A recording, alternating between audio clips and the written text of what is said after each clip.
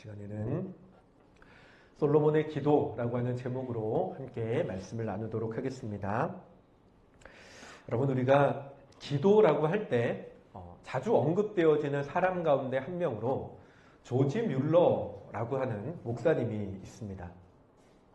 19세기에 영국에서 활동하셨던 목사님으로 고아원 사역을 하셨던 목사님이신데, 이 조지 뮬러 목사님이 유명한 이야기 중에 하나는 고아원을 통해서 거의 한 10,000명 이상의 아이들을 잘 길러내신 것으로 이제 고아들의 아버지다, 이런 걸로도 유명하지만 특히 기도로 특별히 더 유명한데요. 책도 있습니다. 5만 번 기도 응답받은 조지 뮬러의 기도 비밀이라고 하는 책이 있을 정도로 기도로 아주 유명한 목사님입니다. 이 조지 뮬러 목사님의 일화 가운데 그런 이야기가 있습니다. 어느 날 아침에 자기 사무실에 앉아있는 조지 뮬러 목사님에게 고아원 보모 한 사람이 찾아옵니다.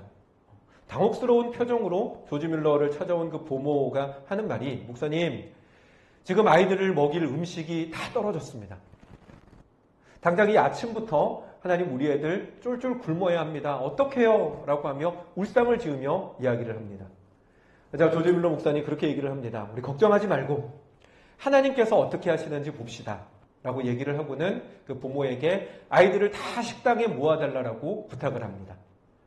300여 명의 아이들이 식당에 모입니다. 그리고 아이들의 그 앞에 빈 그릇이 놓입니다. 그리고 그 빈 그릇을 붙잡고 조지 뮬러 목사님 기도하기 시작합니다. 기도는 제가 각색한 거예요. 하나님, 이 아이들의 아버지가 하나님이십니다. 하나님, 고아들의 아버지라고 하셨는데 하나님, 우리에게 먹을 것이 없습니다. 이 아이들에게 먹을 것이 없습니다. 하나님, 우리에게 일용할 양식을 주십시오. 그래서 하나님께서 이 아이들의 아버지이신 것을 보여주십시오. 이렇게 기도했을 거예요. 그 기도가 마쳐지고 나서 갑자기 밖에서 문을 두드리는 소리가 들립니다. 누구지? 그러고 나가보니까 한 중년의 중년의 남자 한 명이 서가지고는 얘기를 합니다. 저는 빵 공장 하는 사람인데 어젯밤에 고아원 아이들이 생각이 나서 아침 일찍 빵을 구워왔습니다. 많이 구워왔으니까 거절하지 마시고 맛있게만 드셔주시면 좋겠습니다. 그 빵을 받아서 아이들에게 나눠주고 있는데 또다시 문을 두드리는 소리가 들립니다. 또 뭐지? 그러고 나가보니까 또 다른 남자 한 명이 서서 하는 말이, 자기는 우유를 배달하는 사람인데 우유를 싣고 가던 마차가 하필이면 고아원 입구 쪽에서 고장이 나서 지금 우유를 다 내리고 이 앞에서 마차 바퀴를 수리를 해야 되는데 죄송하지만 수리할 수 있도록 허락해 주시면, 입구를 막는 걸 허락해 주시면 사례로 우유 10통을 드리겠습니다 라고 얘기를 합니다. 그래서 그날 아침 이 고아원 300여 명의 아이들이 한 명도 빠짐없이 빵과 우유를 마음껏 먹었다라고 하는 일화가 있는데, 조지 뮬러 목사는 이러한 이야기들이 있을 때마다 항상 수첩에 자신의 기도 제목을 기록을 하고 또 응답받을 때마다 그 내용들을 다 기록을 했습니다. 그래서 후대의 사람들이 이 기도의 수첩을 잘 찾아봤더니 그렇게 해서 응답받았던 횟수가 5만 번이 넘는다라고 해서 조지 뮬러는 5만 번 기도 응답을 받은 사람으로 유명하죠. 여러분, 그리스도인의 능력은 다른 것에 있지 않습니다. 그 사람이 얼마나 부유한가? 그 사람이 얼마나 영향력이 있는 사람인가라고 하는 것은 그리스도인의 능력과는 무관합니다. 여러분, 그리스도인이 아니어도 부유한 사람은 세상에 많이 있습니다. 영향력 있는 사람은 교회 안보다 세상 밖에 훨씬 더 많습니다. 여러분, 그리스도인의 능력은 그 사람이 가지고 있는 어떤 것이 아니라 하나님의 능력이십니다. 사람이 가진 어떤 것으로 뭔가를 이루는 것이 그리스도인의 능력이 아니라 사람의 힘으로 이루지 못하는 것을 그러나 하나님이 개입하셔서 하나님이 이루시는 것을 그리스도인의 능력이다라고 이야기를 한다는 것입니다. 그리고 여러분, 하나님은 언제나 기도를 통해서 일하십니다. 조지 뮬러가 그 평생에 고아원 사역을 하면서 10,000명이 넘는 아이들을 무사히 잘 길러낼 수 있었던 건 이와 같은 위기들이 찾아올 때마다 은행에 가서 저축해둔 돈을 야금야금 빼와서 그때그때 문제를 해결했기 때문이 아닙니다.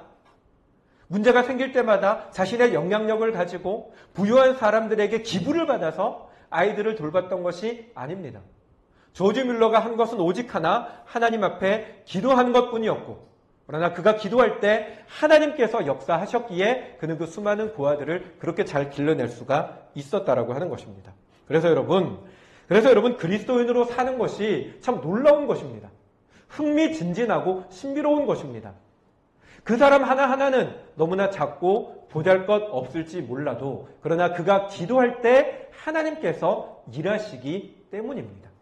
그래서 여러분 그리스도인은 기도할 줄 알아야 합니다. 기도가 뭔지를 배워야 하고요. 기도를 알아야 하고요. 배우고 알고만 있는 게 아니라 실제로 기도를 통해서 역사하시는 하나님과 함께 살아가야 합니다. 그래서 오늘은 좀 기도에 대해서 우리가 같이 좀 보려고 하는데요. 솔로몬의 기도 내용을 보면서 크게 한 2가지 정도만 같이 좀 살펴보도록 하겠습니다. 먼저 좀 보려고 하는 건 여러분 기도는 하나님 앞에 우리의 있는 모습 그대로 나가야 한다라고 하는 것입니다. 말씀 22절 말씀을 한번 다시 보도록 할까요? 22절 말씀 같이 읽습니다. 솔로몬이 여호와의 제단 앞에서 이스라엘의 온 회중과 마주서서 하늘을 향하여 손을 펴고 아멘. 자, 여러분이 22절의 말씀만 가지고 보게 되면 마치 솔로몬이 하나님의 제단 앞에 백성들과 같이 제단을 마주보고 있는 것처럼 보여집니다. 백성들 가운데 함께 서서 기도하는 것처럼 보여지지만 역대하 6장 13절에 보면 어떻게 되어 있냐면 제단이 있고 백성들의 무리가 있는 그 가운데에 솔로몬이 단을 만들어 두고 그 단 위에 홀로 나아가서 기도하고 있는 것으로 우리가 볼 수 있습니다. 무슨 말이냐면 그러니까 솔로몬이 여러 백성들 사이에 섞여 있는 것이 아니라 하나님 앞에 기도할 때 한 백성들로부터 앞으로 나와서 하나님 앞에 홀로 서서 기도하고 있더라라고 하는 것입니다.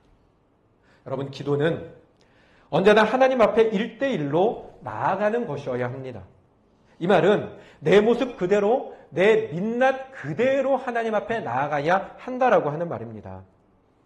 여러분 무리 가운데 섞여 있으면 적당히 숨을 수 있습니다. 지금 우리 곳에 앉아 계신 분들의 숫자는 얼마 되지 않아서 여러분들이 어떤 표정을 짓고 어떤 이런 옷들을 입고 계신지 제가 다 볼 수 있지만 예를 들어서 여기 앉아있는 사람들이 한 1000명이 된다고 쳐봐요. 그러면 사람 한 명 한 명이 눈에 안 들어옵니다. 얼굴에 뭐가 묻었는지, 이에 고춧가루가 꼈는지 안 꼈는지, 입에서 입냄새가 나는지 안 나는지 무리 속에 섞여 있으면 보이지 않습니다. 뿐만 아니라 무리 속에 섞여 있다는 건 적당히 대충 해도 표가 나지 않는다라고 하는 의미입니다. 하지만 1대1로 마주서게 되면 감출 수 없습니다. 어떤 표정을 하고 있는지, 입에 고춧가루가 꼈는지, 말을 하는데 입에서 냄새가 나는지 안 나는지 다 알게 됩니다. 심지어 1대1로 서면요, 대충 하지 못합니다. 어떻게 하는지 다 보이기 때문입니다. 마찬가지로 여러분, 우리가 하나님 앞에 기도하는 것도요, 있는 모습 그대로 하나님 앞에 다 나가야 합니다. 때로는 내 속에 부족함이 있어도, 내 속에 혼란함이 있어도, 때로는 내 속에 허물이 있어도 그 모습 그대로 감추지 않고 다 나가야만 하는 것이지, 그걸 뭔가 어떻게 포장하고 감추려고 하면 하나님은 만나주시지 않는다라고 하는 것입니다. 창세기에 가인과 아벨의 이야기가 있습니다. 아담과 하와에게서 태어났던 그 자녀들, 가인이 형이고 아벨이 동생이죠. 그 두 사람이 어느 날 하나님 앞에 제사를 지내기 시작합니다. 제사를 드립니다. 가인은 농사를 짓는 일을 하는 사람이다 보니 자신의 농사의 소산을 가지고 하나님 앞에 제사를 드리고, 아벨은 양치는 사람이어서 양을 잡아서 하나님 앞에 제사를 드립니다. 그런데 그 둘이 하나님 앞에 똑같이 제사를 드림에도 불구하고 하나님께서는 아벨의 제사는 받아주시지만 그러나 가인의 제사는 받아주지 않으십니다. 하나님이 자신의 제사를 거부했다라고 하는 것에 화가 나고 분노했던 가인의 안색이 변합니다. 안색만 변할 뿐만 아니라 가인은 동생에 대한 심한 질투심을 느끼고 급기야는 동생 아벨을 죽여버립니다. 사람들은 얘기를 합니다.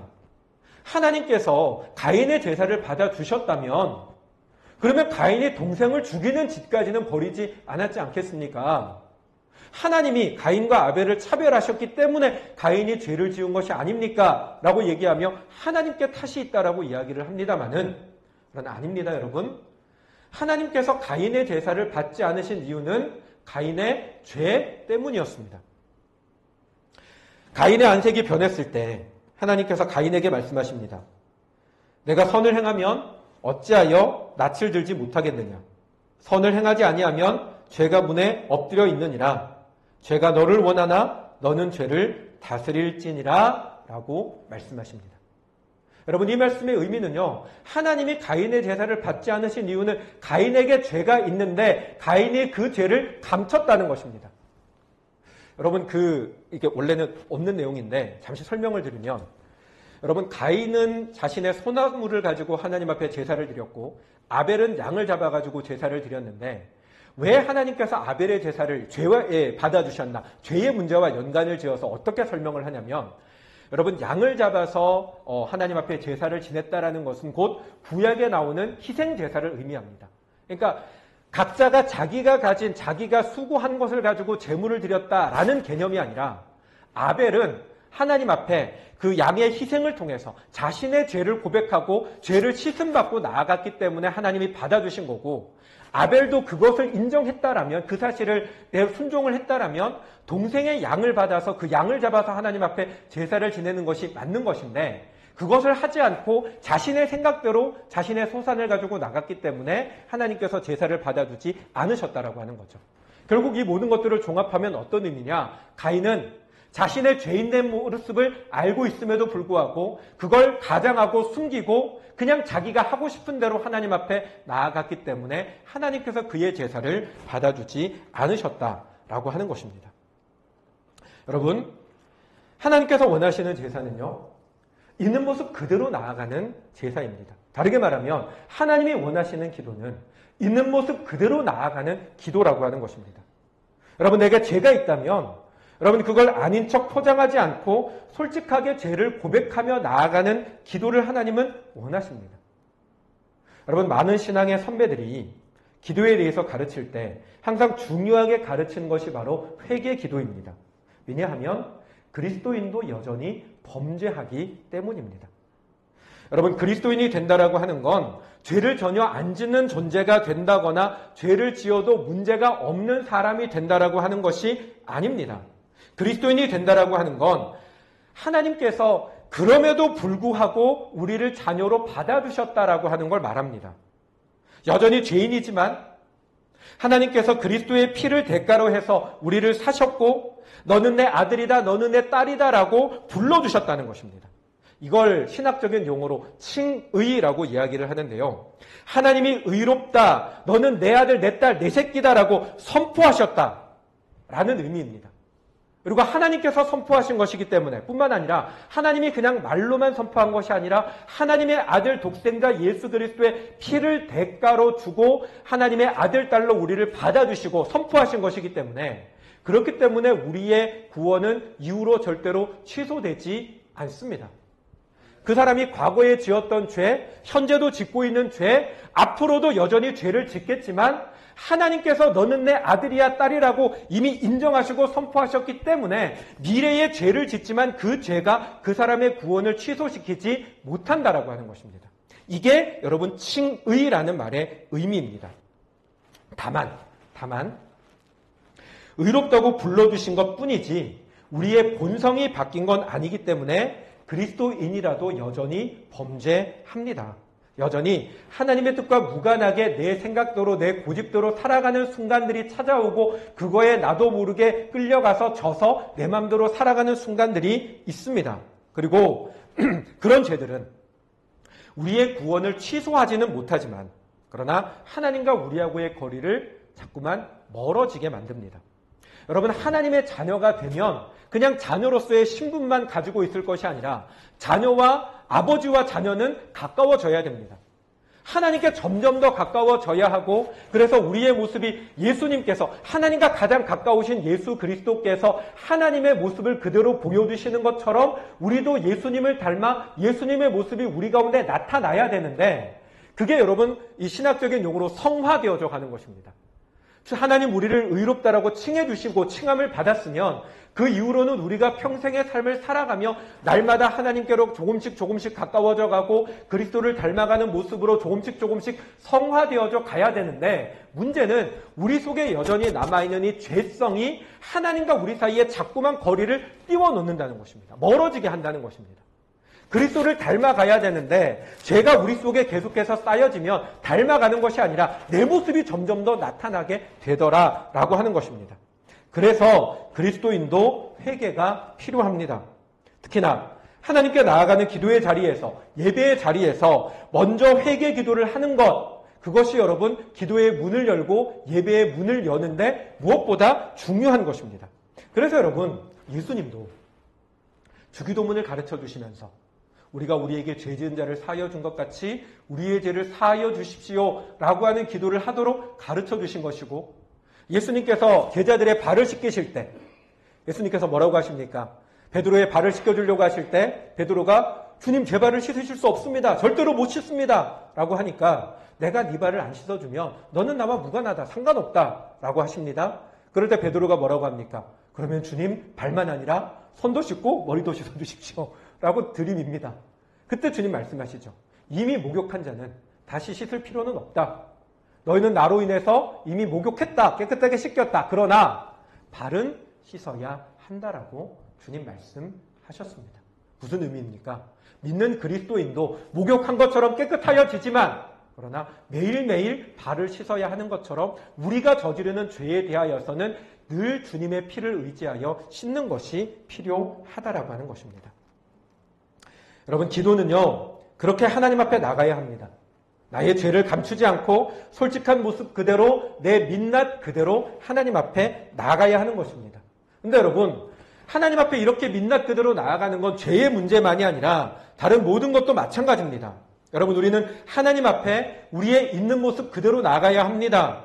내가 속상하면 속상한 그대로 하나님께 나아가야 합니다. 화가 나면 화난 모습 그대로 나가야 합니다. 이해가 안 되면 이해가 안 된다라고 솔직하게 이야기하며 나가야 합니다. 여러분, 다윗의 시편 기도를 보면요, 다윗은 언제나 하나님 앞에 자신의 감정과 생각에 솔직하게 나아갑니다. 이해가 안 되면 하나님 도대체 왜 그러십니까? 라고 하며 나갔고요. 원망이 되어지는 마음이 나오면 하나님 원망스럽습니다. 그러고 나갔습니다. 마음이 두려울 때는 하나님 무섭습니다. 그러고 나갔고요. 슬플 때는 하나님 슬픕니다. 그러고 나갔습니다. 그런데 놀라운 게 뭔지 아십니까?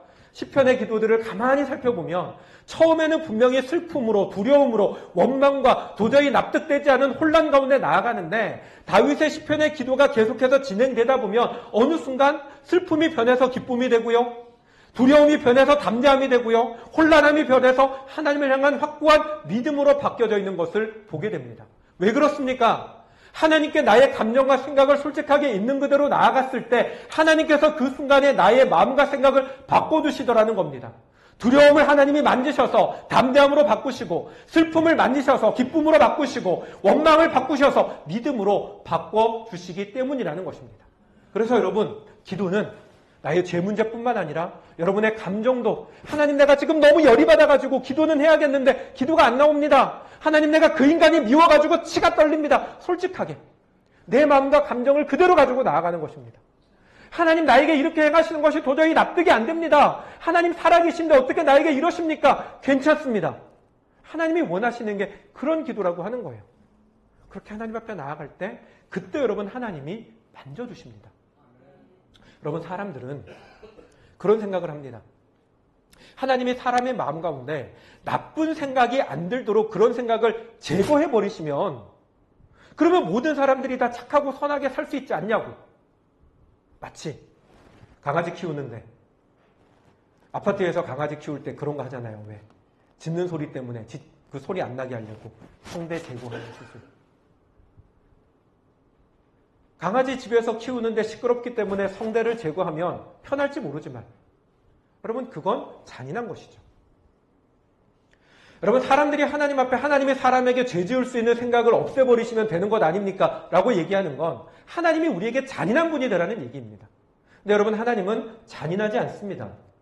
하나님은 사람에게 억지로 강요하지 않습니다. 하나님이 하시는 방법은 하나입니다. 기다려두시는 겁니다. 그리고 하나님께 우리가 우리의 가진 것, 그것이 죄이든 감정이든 어떤 것이든 하나님께 가지고 내어드릴 때 그때 하나님께서 그 자리에서 만지시는 겁니다. 그래서 여러분 기도는 솔직하게 나가야 된다는 이유가 여기 있습니다. 하나님께 내어드려야 비로소 하나님이 만지시기 때문입니다. 그러므로 사랑하는 여러분, 여러분의 모든 것을 있는 그대로 하나님께 솔직하게 가지고 나아가는 저와 여러분이 되시기를 주님의 이름으로 축원합니다. 다음으로 두 번째 솔로몬의 기도를 통해서 봐야 되는 것은요, 하나님의 약속을 붙드는 기도, 약속의 말씀을 붙드는 기도가 되어야 한다라고 하는 것입니다. 23절과 24절 말씀을 다시 한번 읽어볼까요? 같이 읽습니다. 주께서는 온 마음으로 주의 앞에서 행하시는 종들에게 언약을 지키시고 은혜를 베푸시나이다. 잠깐만요. 자, 솔로몬이 하나님 앞에 기도를 하면서 제일 먼저 하는 말이 뭐냐면 하나님은 언약을 지키시는 하나님이십니다 라고 합니다. 이게 무슨 말이냐면 지금 성전이 이렇게 지어지게 된 건 하나님의 약속대로 한 겁니다. 우리가 성전을 지은 건 하나님 말씀대로 한 겁니다 라는 고백입니다. 그리고 이어서 24절 뭐라고 합니까? 주께서 주의 종 내 아버지 다윗에게 하신 말씀을 지키사 주의 입으로 말씀하신 것을 손으로 이루심이 오늘과 같으니이다 라고 합니다. 동일하게 하나님의 말씀은 반드시 이루어집니다 라고 하는 것, 다르게 말하면 솔로몬이 하나님 앞에 이 말씀을 붙들고 모든 것을 해왔다라고 하는 걸 의미하는 것입니다. 여기에 띄우지는 않겠지만 오늘 읽었던 본문의 말씀 속에서도요, 솔로몬은 계속 이야기를 합니다. 내 아버지 다윗에게 했던 것이 이루어지게 해주십시오.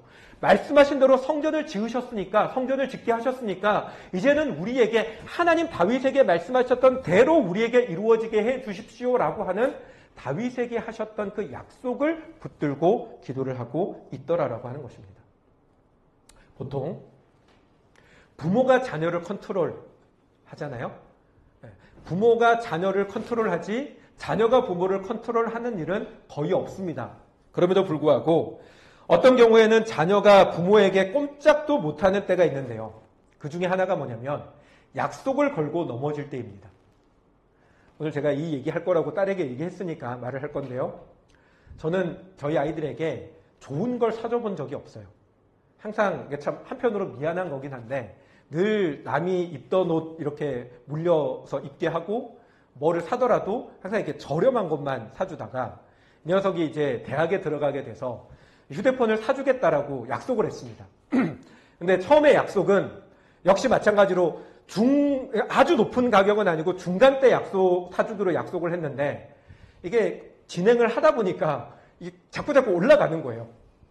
마지막에 최신 휴대폰을 들고 나오는데 정말 휴대폰 매장 앞까지 가가지고도 계속 실랑이를 벌이는 거예요. 내가 지금 인터넷을 검색해보니까 그거보다 조금 밑에 거가 싸게 나온 게 있는데 그걸로 하면 안 되겠냐? 라고 실랑이를 벌이는데 딱 한마디 하면 꼼짝도 못합니다.